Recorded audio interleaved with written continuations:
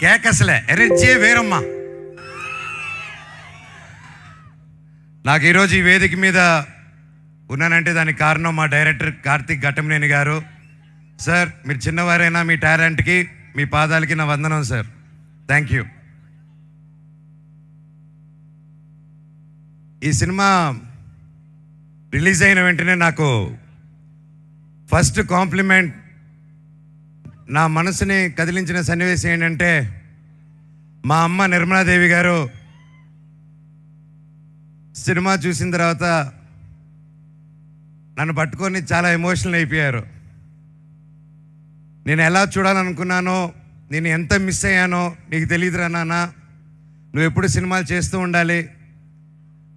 నా బిడ్డ మహావీర్ నామాలాగా అదిరిపోయాడు. ఎన్నో సంవత్సరాల తర్వాత నా విషయంలో మా అమ్మ కళ్ళల్లో ఆనందం చూశాను. అలాగే ఆ రోజంతా మా అమ్మ ఫోన్ల మీద ఫోన్లు, మా బిడ్డ సినిమా చూసారా, నా బిడ్డ సినిమా చూసారా, మా బిడ్డ హిట్టు కొట్టారని మా అమ్మ చెప్తూ ఉంటే నాకు అంతకంటే దేవుడా థ్యాంక్ యూ అనుకున్నా.